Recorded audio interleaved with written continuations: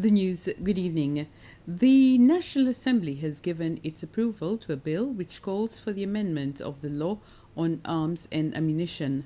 The bill was read for the first time in the National Assembly yesterday, and this morning the leader of Government Affairs in the National Assembly, Bernard Georges, presented a motion to skip the 7 days required before debates on a bill can begin after its presentation to the National Assembly.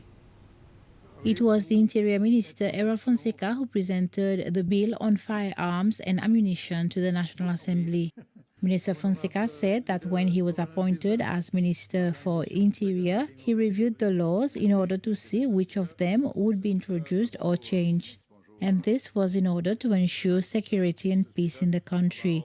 He said that in view of the country's past, he immediately considered amending the law on firearms and ammunition control. Minister Fonseca said that through this bill, the government is sending a strong and clear message. A message in which the authorities will not allow anyone in possession of weapons or intending to use weapons and ammunition to use them on Seychelles' territory.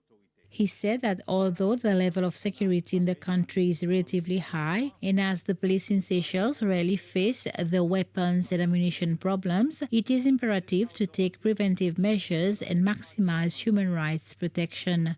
And in addition, to create a healthy environment and ensure the safety of all citizens and visitors who come to the country.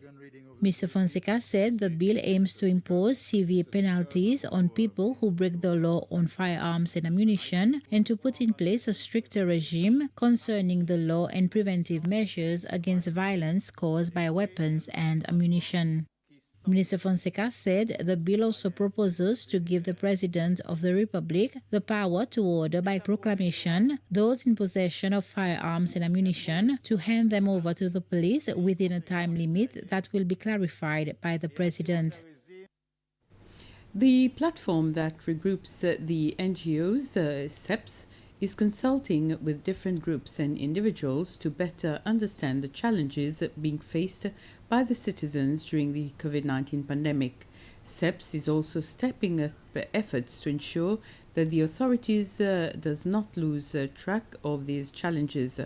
The new CEO, Alvin Laurent, said in a press conference this morning that CEPS had been inactive because of the pandemic. The meeting with the public is on a continuous basis. It used to be an activity of CEPS before it went into dormant stage when we had the pandemic of COVID-19. Now, as things are more stabilized, we are back to operation.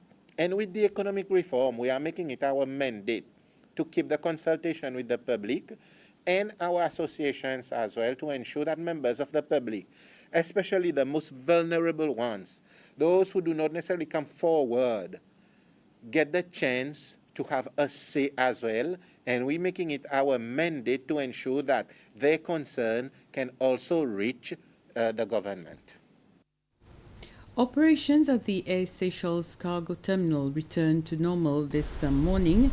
The place was closed yesterday afternoon after officers of the National Biosecurity Agency discovered 2 locusts on board a Turkish airline flight from Istanbul. The agency says it is carrying out an investigation and will give a press conference on the matter tomorrow afternoon. The launching of a prototype Cube satellite, which is a nano-satellite, is the first challenge for Team Seychelles participating in Global Challenge 2021. The challenge under the theme Discover Recover was launched late in June and will last 12 weeks. Locally, it was launched by the team manager of Team Seychelles, Xavier Estico, during a press conference this morning. Mr. Estico is also the head of the Division of Science, Technology and Innovation, STI, former NISTI, in the Ministry for Investment, Entrepreneurship and Industry. Professor Ralph Etienne Cummings from Johns Hopkins University remains one of the main mentors for Team Seychelles. In this year, Team Seychelles, which will comprise of youths aged 12 to 18, will also work alongside Team USA. Last year, Seychelles was ranked 47 out of 75 countries in the global competition, and Team USA was ranked 43rd. Mauritius launched its first CubeSat a few weeks ago, and it's in orbit. So it's congratulations to Mauritius. Mauritius is part of Indian Ocean Commission. Satellite technologies, but very important, and we Seychelles this time, through this challenge, will be able to get the team to put a satellite, to launch a satellite to the stratosphere. That's the layer between 10 to 50 kilometers above sea level.